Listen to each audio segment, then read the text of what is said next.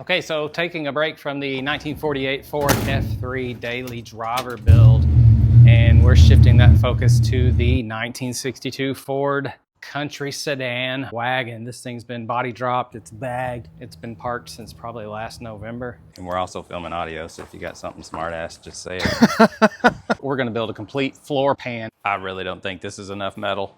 Right. I tried to, but if you're comfortable being normal, just be normal. Hey, ow. This makes a whole lot of sense, doesn't it? Let's build the floor in literally the biggest vehicle that's ever been in the shop. Go get the skid steer. What? The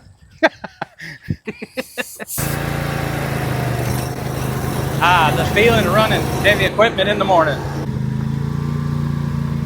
So let's clean the dust off this thing and what do you say we put a floor in it? Hell, the thing's longer than my house. Ooh, that's hot. It's a nice warm heat, isn't it? That's all the way. All right, how we looking? I think it'll clear, don't you? We're good. All right.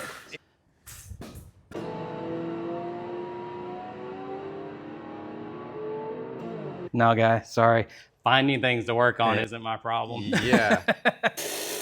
Okay, so what I'm doing is just real quick, I'm laying out some type of, let's just call it a skeleton for the floor. Yeah, stop thinking about it, just get it done. Something to keep the floor level. It's a huge gap running from front to back and side to side on this thing. The front pan sections were already put in the car. That's actually some work I did, back in, I don't know, previous episodes of this thing. I remember thinking back then that it was, okay. And looking back at it now, I'm like, I'd probably redo all of that. But, I can't do that and finish the car. So we're going to keep it and we're going to move forward and just try to be better.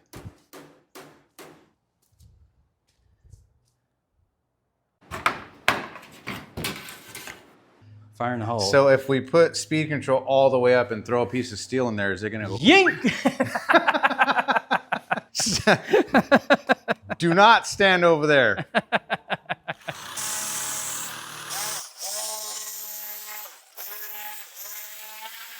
Okay, so I have two pieces here cut. They're 4 foot by 10 inches. I'm trying to get the transmission tunnel started.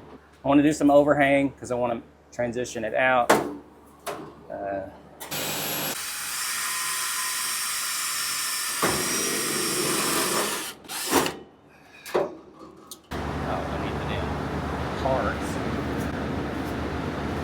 So I've got the two pieces in there overlapped. Now it's time to decide where and what gets cut, what gets a bead.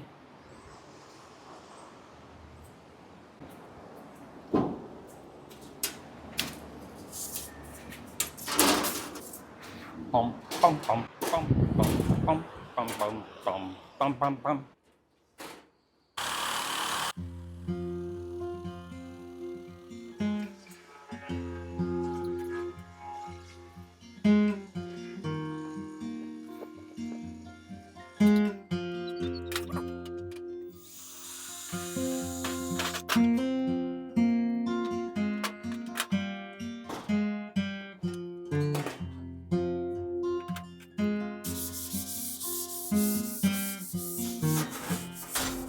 So for once, I actually saved something that I cut off of the vehicle. This is the rear floor section where the rear seat would be. I'm not sure how much of it we'll have to modify, but I'm gonna try to make it work. I don't see a reason to take it off. You're just going to duplicate it, right? You're gonna do something. While David's working on the rear section of the car floor, I'm gonna try to get in here and nail down some type of trans tunnel cover. Let's do...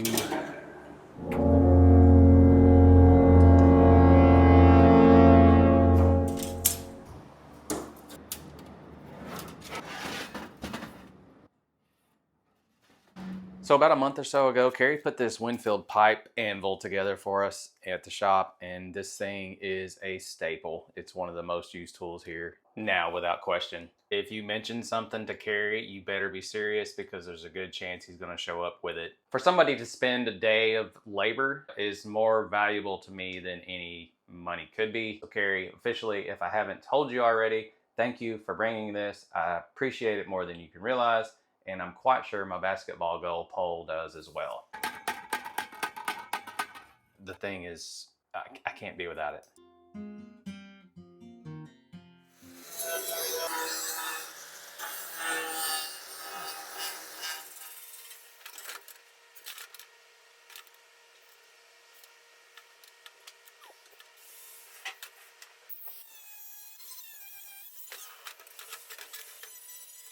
Okay, I don't know if this is the right way to do this, but I'm starting with a trans tunnel tube firewall piece. I've got it bead rolled. I'm cutting these reliefs so I can curve the mounting point to the firewall because it's an uneven cut. And I'm not sure how it's going to mount yet, but hopefully this gives me the flexibility to mount it where I need to. And also it might actually look decent.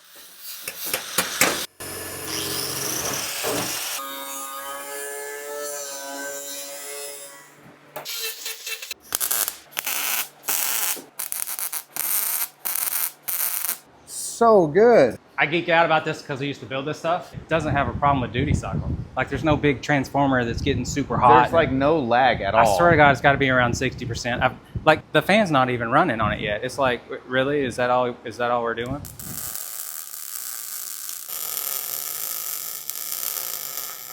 There you go. Throw the beans at it.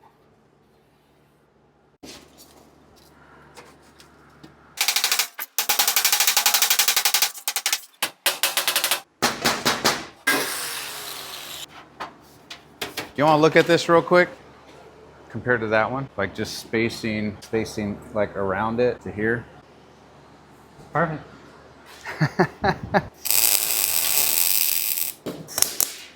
I am overlapping all of these pieces. I'm going to Cleco the pieces together in the spots I feel like they need to be, and then eventually weld everything into place. I'll probably wait till after the vehicle's running and driving to cut the front transmission tunnel sections because I want to be able to pull them off if I've got to get in there to build some linkage, transmission lines. It'll be easier to run them, especially when the car sits on the ground.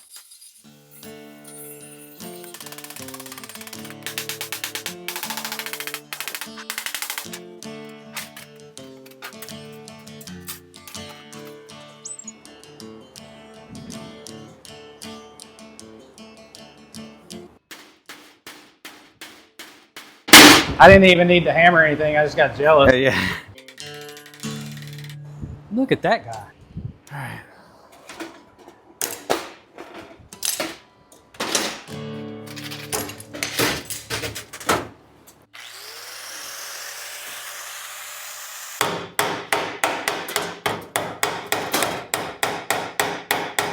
Thank you. Why did knees betray you? Like, we've had so much fun together. Why are they jerks? Who's that? Knees.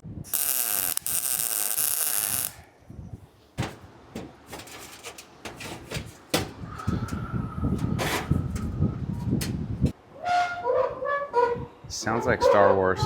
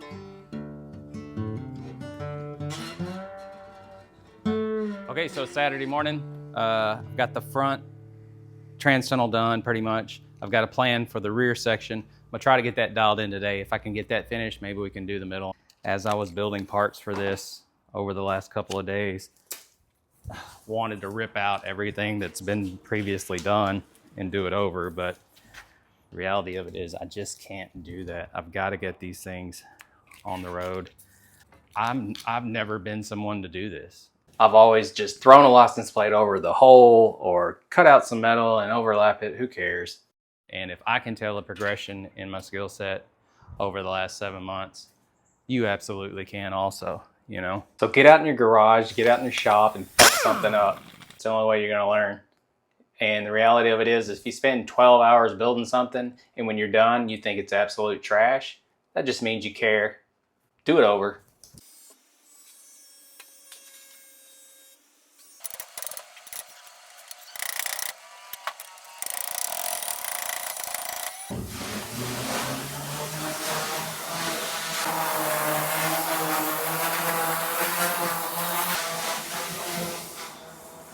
Because that's 1.5 inches. Wait, what? My 2x4 is 1.5 inches? Yeah. What kind of racket is that? That's just the way they are.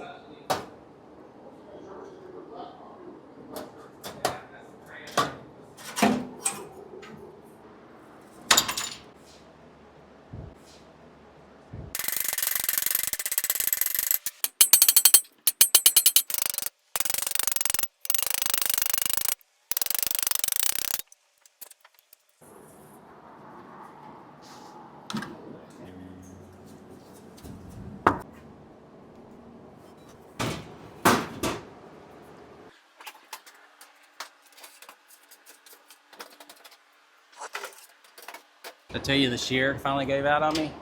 That one? It didn't. No, the handheld one, the one we were bragging on so much, the one you bought. Oh yeah. It didn't. It broke one of the 3 bolts that holds everything together. Finally found one and put it back together, and it took us literally 3 hours to figure out how to put that back together. But it still works. Yeah, It's it works not fine. dead. It's good to go. It's rebuilt. Like, it's upgraded.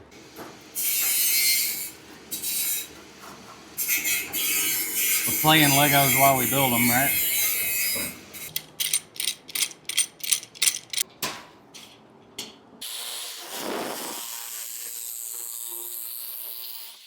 I think it runs better now with the upgrades. Does it run better? Yeah. It was like loose and not. I think it was. I think it was loose, and that blade wasn't like, you know, because it works like it literally. Yeah, it was like, yeah. It's like a motor running without a harmonic balancer on it.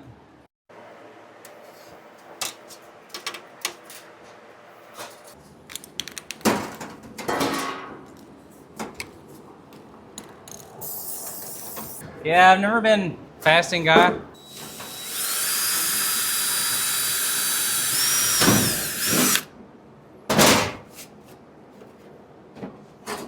Keep going in.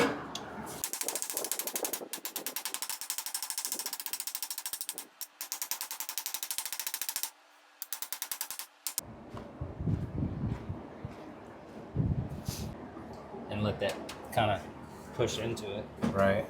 you know, and start small. You Well- know, maybe it only has to go to there.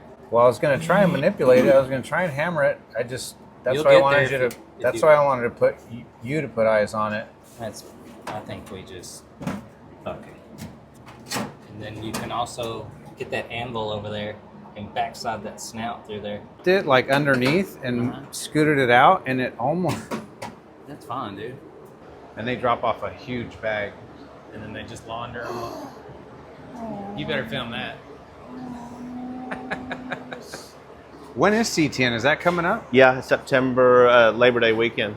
My goodness, this is looking like legit. There's not one single license plate in it. Oh, those are the good old days. I mean, it still can. Yeah. Maybe we should just put one in there for nostalgia, but it'll go on top of a brand new panel. So is that stepped right here? That's not even stepped, is it? You didn't do a tip down because I didn't know if you were going to lap. I don't know what any of those terms are. Tip, lap. What else was it? So is that stepped? Stepped. That's not even stepped. Yeah, stepped. Kerry's here 5 minutes and he's already used 3 terms. I don't even know what they mean. I'm just building the floor. And we measured with a broomstick, trying to, get a ballpark. Measure with the broomstick. Plus 1.5 on each side. Yeah, to get a ballpark of the drive shaft.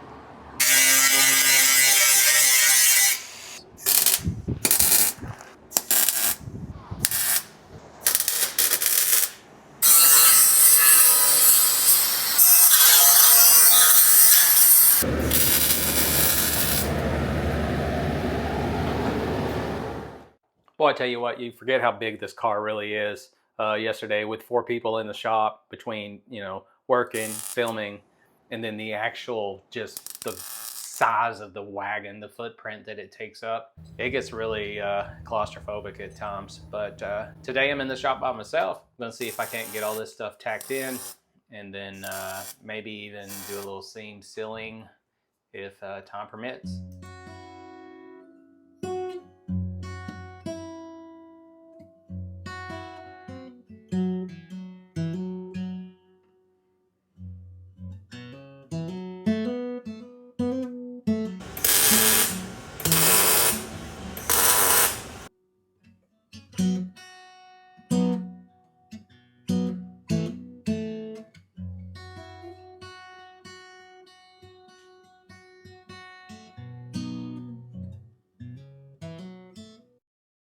So I'm not sure if I've mentioned it or not, but Eastwood did us a solid and brought us this bead-rolled drive system to mate up to the Eastwood Elite bead roller that we've always used.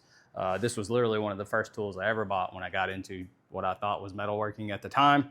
As you can see, that's progressed a lot, and a lot of that progression is solely because of this. Things that you just completely got out of your mindset about doing and gives you the ability to do them. This thing is a beast.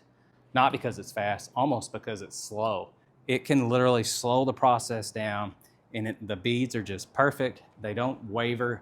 They go exactly where you send it. So, there's an adjustment there. I'm used to using one hand to power the bead roller and using the left hand to guide the metal. Now, both hands can do the guiding. Both hands can do the creating. You're controlling it with a pedal, and it's got a speed control. It's got a forward and back. So if you start into a piece of metal and you do your bead, you no longer have to set it up again to finish it. You can literally back out of it.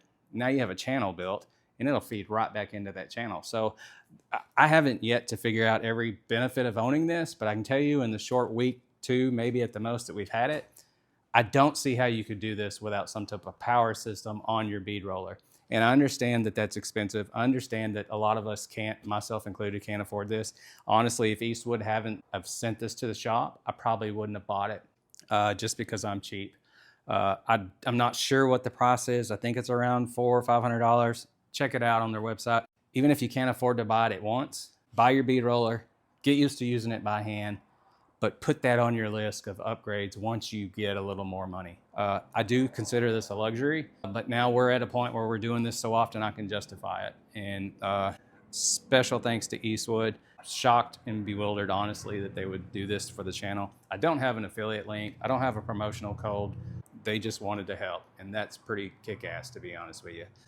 So yeah, check them out, eastwood.com, and let's get back to work.